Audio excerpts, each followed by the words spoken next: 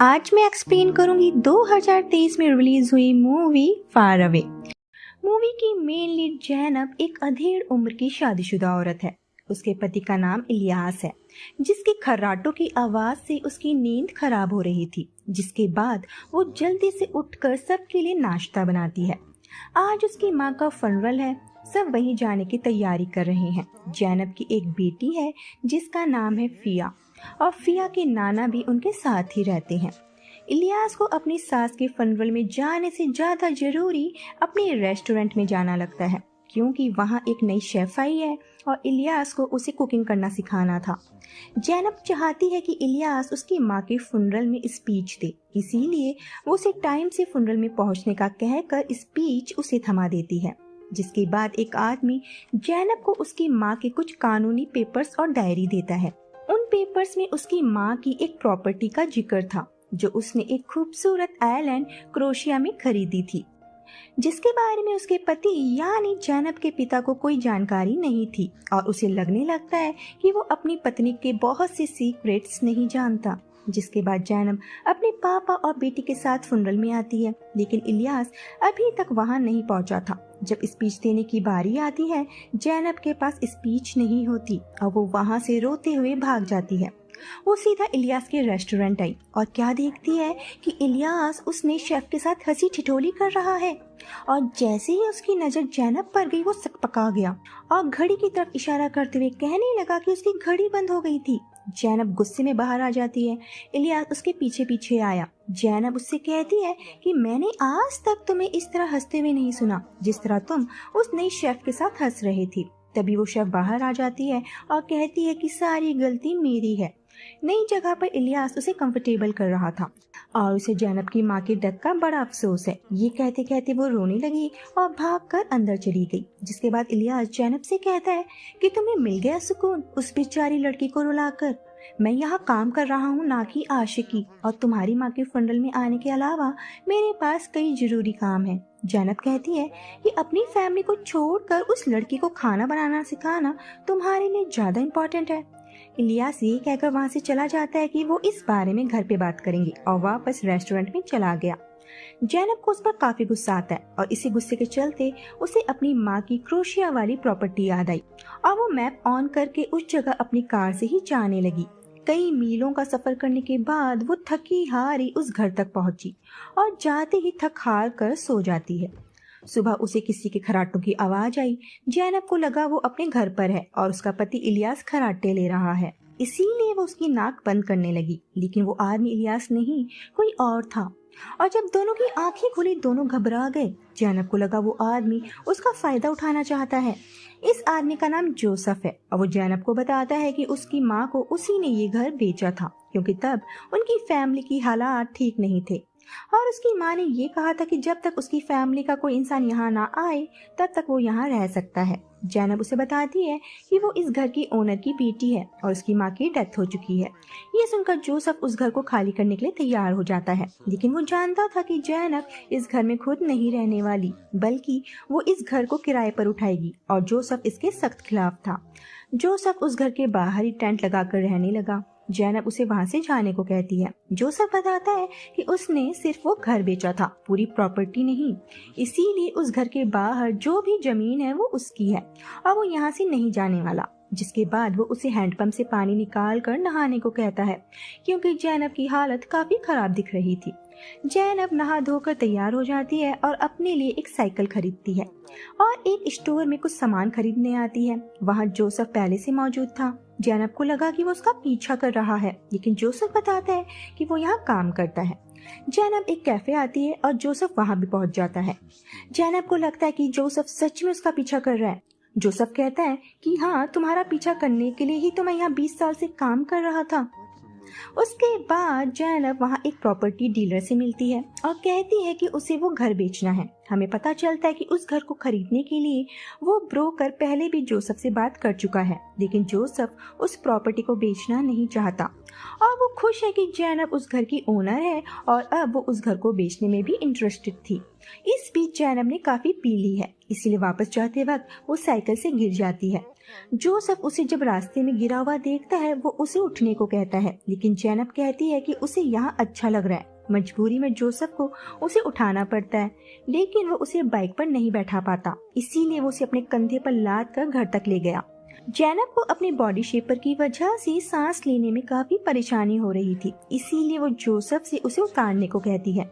Joseph बड़ी मुश्किल से उसके बॉडी शेपर को उतार पाता है और बाहर आकर उसे जला देता है ताकि जैनब फिर से उस बेहुदा बॉडी शेपर को ना पहन पाए। सुबह जब जैनब उठी उसे अपना बॉडी शेपर जला हुआ मिला। वो जोसेफ को उसे दिखाती है, लेकिन जोसेफ कोई रिएक्शन नहीं देता और कहता है कि तुम्हारी माँ ने ये घर इसलिए नहीं खरीदा था कि तुम इसे बेच दो, बल्कि वो चाहती थी कि इस घर में आकर तुम यहाँ की नेचर की सुंदरता को महसूस कर सको। लेकिन जैनब उसकी बातों को इग्नोर करके वहाँ से चली जाती है। जिसके बाद जैनब को फिया का कॉल आता है। फिया पूछती है कि वो कहाँ है। उसके जाने के बाद उसे ढंग से खाना भी नहीं मिल रहा और वो उसे वापस आने को कहती है। जिसके बाद वहाँ वही ब्रोकर आता है जो सब उसे बताता है कि जैनब घर पर नहीं है। ब्रोकर उसे उसका मैसेज जैनब तक पहुंचाने को कहता है कि उसे उसके घर के लिए खरीदार मिल गए हैं, लेकिन जोसेफ उसकी बातों पर ध्यान नहीं देता। जैनब वापस आ जाती है और जोसेफ के टेंट में घुसकर उसका अंडरवेयर जलाकर अपना बदला ले लेती है। जोसेफ वापस आता है और उस जले हुए अंडरवेयर को देखता है। वो जैनब के पास आकर बताता है कि किसी ने उसके अंकल का अंडरवेयर जला दिया है। अगर उसे इस कांड के बारे में पता हो तो उसके अंकल को बता दे। रात के वक्त उस आइलैंड में मौजूद लोग समुद्र किनारे एक गीत गा रहे थे। जैनब को वो गीत काफी अच्छा लगा। रात में वो उन सभी के लिए खाना बनाकर लाती है। अगले दिन वो जोसेफ के साथ मछली पकड़ने समुद्र में गई। वो जोसेफ से उसकी शादी के बारे में पूछती है। जोसेफ बताता है कि उसकी वाइफ उसके भाई के साथ भाग गई और बाद में उसकी डेथ हो गई और एक कार एक्सीडेंट में उसका भाई भी मारा गया। जिसके बाद जोसेफ उससे उसकी शादी के बारे में पूछता है। जैनब बताती है कि उसकी एक फैमिली है, लेकिन सब अपने आप में बिजी रहते हैं। तभी उसे उस ब्रोकर का फोन आता है और जैनब को पता चलता है कि उस घर की उसे काफी बड़ी कीमत मिल रही है। खुश होकर वो अपने पति को फोन करती है और बताती है कि उसे अपनी माँ के घर की काफी अच्छी कीमत मिल रही है। उन पैसों को वो इलियास के रेस्टोरेंट में लगाने का सोच रही थी, लेकिन इलियास उसे मना कर देता है और कहता है कि उस घर को बेचने की उसे कोई जरूरत नहीं है, क्योंकि अब वो उसके साथ नहीं रहना चाहता। उसका अफेयर उस कम उम्र की शेफ के साथ शुरू हो गया था, जिसके लिए उसने जैनब से अपना रिश्ता खत्म कर लिया। ये सुनकर जैनब टूट जाती है और कई दिनों तक अपने घर से बाहर नहीं निकलती।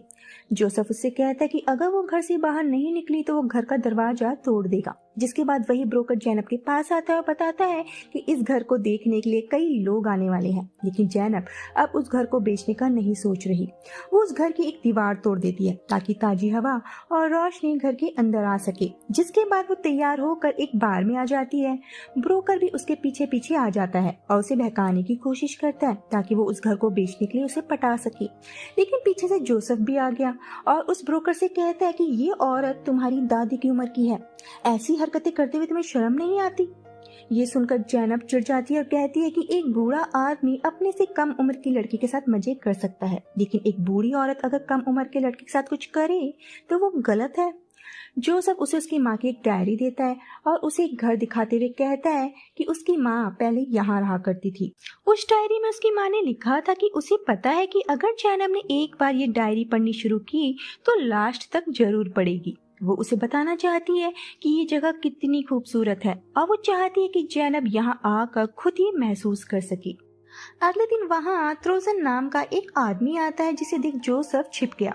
त्रोजन असल में जोसेफ का भाई है, जिसके साथ उसकी वाइफ भाग गई थी और वो मरा नहीं था बल्कि जिंदा है, और त्रोजन ही वो आदमी है जो इस घर को खरीदना चाहता है। रात के वक्त जोसेफ वापस आता है और अपना सामान पैक करके वहाँ से जाने लगता है। जैनब उसके पास आती है और पूछती है कि उसने तो बताया था कि उसका भाई एक कार एक्सीडेंट में मर गया था। जोसेफ कहता है कि उसके लिए उसका भाई मर चुका है और मरने के तरीके वो अपने मूड के हिसाब से चेंज करता रहता है। जोसेफ उससे कहता है कि अगर उसका भाई यहाँ रहेगा तो वो यहाँ नहीं रह सकता, जिस पर जैनब उसे बताती है कि वो ये घर नहीं बेच रही और वो यहाँ रह सकता है। जिसके बाद वो दोनों इंटीमेट होते हैं और अगले दिन वो दोनों साथ में बैठकर ब्रेकफास्ट करते हैं। तभी वहाँ फिया आ जाती है और अपनी माँ को एक आदमी के साथ देख शॉक्ड हो जाती है। वो जैनब से कहती है कि आप शादीशुदा हो, इस तरह कैसे एक आदमी के साथ वो ये सब कर सकती है। जिसके बाद वो दोनों अकेले में बात करते हैं। फिया उससे पूछती है कि क्या उसे पता है कि पापा की एक गर्लफ्रेंड है। जैनब कहती है हाँ। फिया असल में जैनब को काफी मिस कर रही थी, इसलिए यहाँ उसे लेने आ गई। जिसके बाद वो घूमने निकल गई और अपने पापा को फोन करके बताती है कि उसकी मम्मी का नया बॉयफ्रेंड काफी हॉट है। घर आकर फिया अपनी मॉम को बताती है कि वो लेस्बियन है और उसकी एक गर्लफ्रेंड भी है। जैनब को इससे कोई प्रॉब्लम नहीं थी। अगले दिन इलियास भी वहाँ पहुँच जाता है और जैनब का नया लुक देख वो काफी इम्प्रेस्ड हो गया था। लेकिन तभी जोसेफ और इलियास के बीच लड़ाई होने लगी और फिर वहाँ ट्रोजन भी आ जाता है। जोसेफ इलियास को छोड़ ट्रोजन को पीटने लगता है क्योंकि वो उसकी बीवी लेकर भाग गया था। तभी वहाँ ब्रोकर आ गया और जोसेफ उसे भी पीटने लगा क्योंकि वो उसके घर को बिकवाने के पीछे पड़ा था। उन सबको लड़ता देख जैनब उन पर जोर से चिल्लाती है और कहती है कि रात के डिनर के बाद इलियास और उसके पापा यहाँ से चले जाएं। जिसके बाद जैनब फिया के साथ मार्केट चली जाती है और घर पर इलियास डिनर की तैयारी कर रहा है। दोनों घर वापस आ गई और इलियास उसे अपनी वेडिंग रिंग दिखाकर कहता है कि उसने इसे कभी नहीं उतारा, लेकिन जैनब उसे अपनी फिंगर दिखाकर कहती है कि उसने अपनी रिंग कहीं फेंक दी है। इलियास कहता है कि वो उसके लिए एक नई रिंग खरीद देगा, लेकिन जैनब अब उसके साथ नहीं रहना चाहती।